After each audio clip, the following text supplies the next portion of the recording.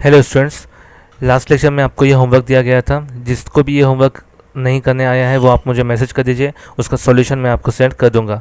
चलिए आज next question लेते हैं। Find the dimensions of alpha in p is equal to p0 e raise to minus alpha t square.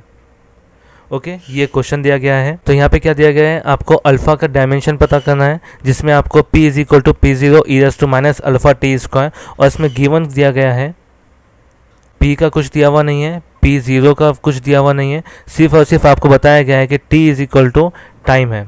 Okay, t is equal to time दिया गया है, बाकी ये p और p0 ये कुछ नहीं है, सिर्फ वेरिएबल्स दिए हुए हैं आपको, और आपको पता करना है कि अल्फ़ा की वैल्यू क्या है, अल्फ़ा के डायमेंशंस क्या है। अब यहाँ पे ध्यान दीजिए, हमको अल्फ़ा के डायमेंशन देखना है जो कि e to the power minus alpha t square इस तरह से है।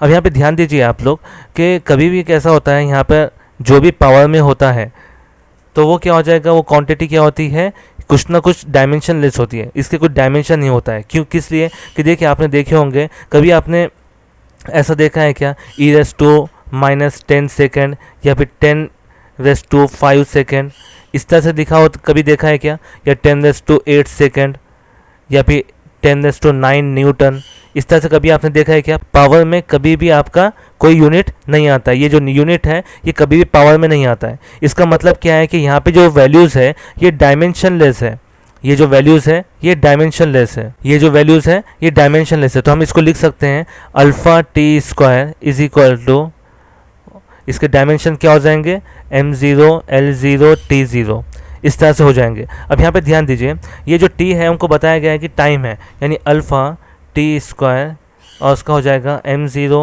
l0 t0 इस तरह से होगा। अल्फ़ा की जो वैल्यू आएगी वो आएगी, t जो आएगा यहाँ पे चल जाएगा m0 l0 और t रेस टू माइनस 2, यानी आपका जो डायमेंशन है ये इस तरह से डायमेंशन आएगा अल्फ़ा का। तो यहाँ पे आपको याद रखना पड़ेगा, जब भी ये e की पावर में जो भी चीज़ आएगी वो डायमेंशन लेस होगी, ठीक है, ये जो टर्म होगा वो डायमेंशन लेस होगा। चलिए नेक्स्ट क्वेश्चन देखते हैं, लिख लीजिए ऐसे, find the dimension of beta in p is equal to alpha divided by beta e raise to minus alpha z divided by k theta, alpha z divided by k theta, ठीक है।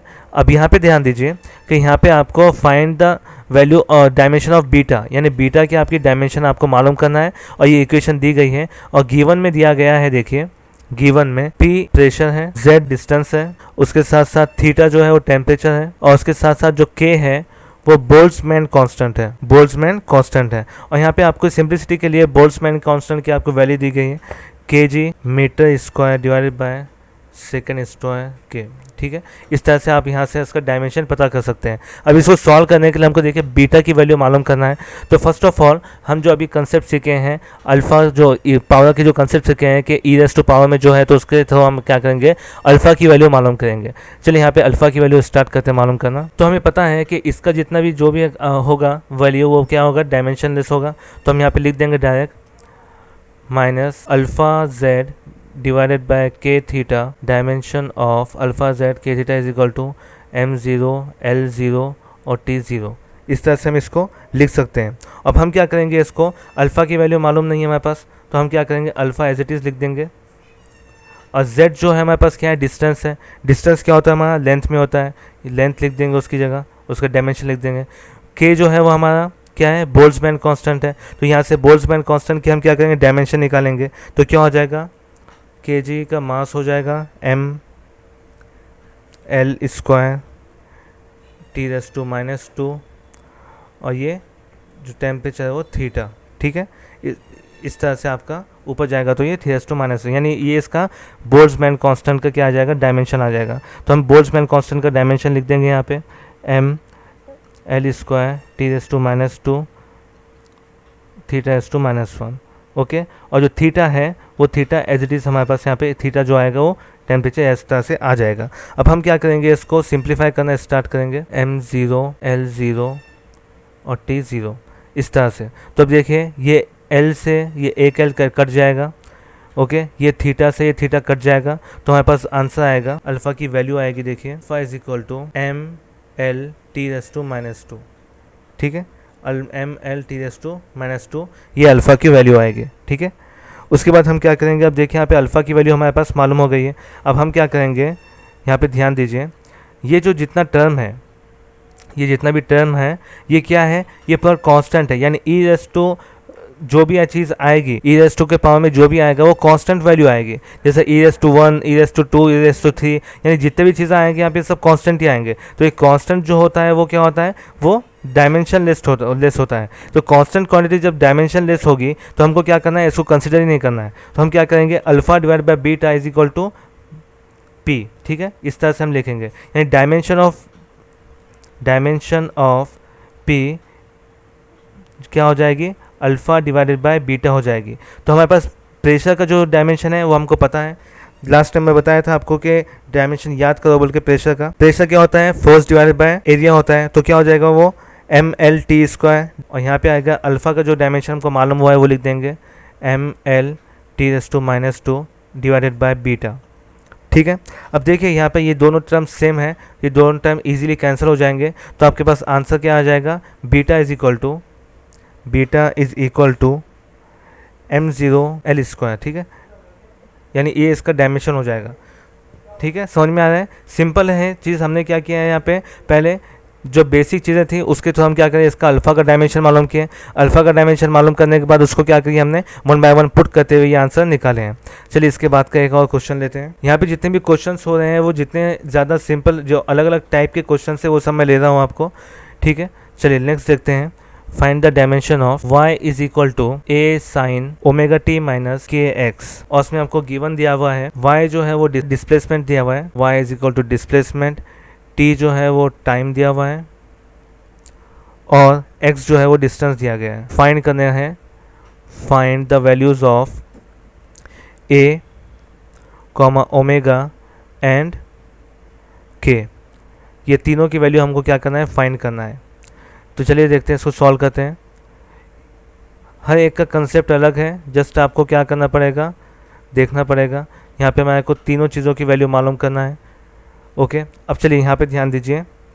First of all हम क्या करेंगे, a sine omega t minus के x, ये यहाँ पर दिया गया है।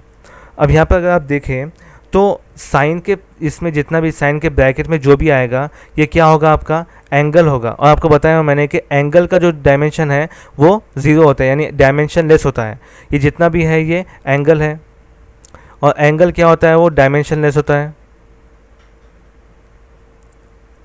तो हम इसको लिख सकते हैं ओमेगा टी माइनस के x is equal to M zero L zero T zero. इस तरह से हम इसका डायमेंशन लिख सकते हैं। तो अब हम क्या करेंगे, देखो हम 1 बाय 1 देखेंगे। ओमेगा टी क्या है, ये भी डायमेंशन लेस है, तो इसका क्या हो जाएगा, M zero L zero T zero. तो यहाँ पे जो टी है ये ओमेगा और टी का जो टी आ जाएगा यहाँ पे इस तरह से M zero L zero T zero. इस तरह से ओमेगा की वैल्यू आ जाएगी आपकी T raise to minus one, ये आपके ओमेगा की वैल्यू आ गई फर्स्ट। ठीक है, अब उसके बाद हम क्या करेंगे, देखेंगे माइनस के एक्स का, यानी माइनस के एक्स जो है, साइन की हमको ज़रूरत नहीं यहाँ पे, के एक्स जो है, K x is equal to M zero L zero और यहाँ पे टी ज़ीरो, इस तरह से होगा। तो के की जो वैल्यू हमारे को मालूम करना है, और एक्स हमको डिस्टेंस दिया हुआ है, तो डिस्टेंस क्या आ जाएगा, आपका डिस्टेंस हमेशा लेंथ में होगा। ठीक है, लेंथ में, तो यहाँ पे आ जाएगा M zero L zero T zero. अब यहाँ पे देखिए के की वैल्यू आएगी आपकी, के का डायमेंशन आएगा वो आएगा L raise to minus one. ये आपका के का डायमेंशन भी आ चुका है, यानी हमारे पास ओमेगा का और के का डायमेंशन आ चुका है, ये फर्स्ट और सेकंड आ चुका है। अब सिर्फ और सिर्फ हमको ए की वैल्यू मालूम करना है। तो चलिए अब ए की वैल्यू मालूम करने के लिए देखिए, अब यहाँ पे एक और कॉमन सेंस लगाइए अपना, जब हम sine of omega t minus के एक्स लिखते हैं, ठीक है, यानी इसके एंगल में, यानी क्या हो जाएगा यहाँ पे साइन ऑफ 30 प्लस 60 होगा, या फिर ना 30 प्लस 45 होगा, या 10 प्लस 20 होगा, कुछ भी हो। तो यहाँ पे क्या है, जो भी आने वाला है इसका आंसर, ये कुछ ना कुछ कांस्टेंट आने वाला है। साइन के जो भी एंगल होगा उसका वैल्यू कांस्टेंट आएगा। कांस्टेंट आने की वजह से मतलब क्या है, हम बोल सकते हैं कि ये जितना भी टर्म है ये कांस्टेंट है। कांस्टेंट होने के लिए डायमेंशन लेस है, तो साइन के हिसाब से जितना भी आएगा ये डायमेंशन लेस होगा। यानी हमारे पास जो मेन इक्वेशन क्या आएगी, आपको सिर्फ और सिर्फ y इज इक्वल टू ए आएगी। ठीक है ना, y इज इक्वल टू ए आएगी, और y हमको दिया गया है कि डिस्प्लेसमेंट है, तो डिस्प्लेसमेंट कौन सा होता है आपका, l में होगा, l इज इक्वल टू ए। इस तरह से आपको सिंपल a की वैल्यू मालूम हो गई है। यहाँ पे हमने क्या किया है, यहाँ पे k की वैल्यू, ओमेगा की वैल्यू और a की वैल्यू फाइंड कर दिए हैं। तो यहाँ पे देखिए अब आपको क्या हो जाएगा, ट्विस्ट क्या आएगा इस क्वेश्चन में कि यहाँ पे कभी साइन होगा, कभी कॉस होगा, कभी टेन होगा। तो आपको क्या करना पड़ेगा, सिर्फ आपको आपका कॉमन सेंस यूज़ करना पड़ेगा और अलग अलग टाइप के क्वेश्चन इस तरह से पूछे जाएंगे। ओके, तो ये आपका इस तरह के क्वेश्चंस आ सकते हैं। मैंने हर एक टाइप का अलग अलग क्वेश्चन लिया हूँ। अब जो इसके आगे का जो पॉइंट है वो एप्लीकेशंस के ऊपर बेस पे है, वो हम क्या करेंगे नेक्स्ट लेक्चर में देखेंगे। ठीक है, अगर इसमें कुछ प्रॉब्लम है तो आप यहीं पर पूछ लीजिए। यहाँ पे आपको JEE और नीट में आपको क्वेश्चंस पूछे जाते हैं। इस लेक्चर को यहाँ पे वाइंड अप करते हैं। Thank you.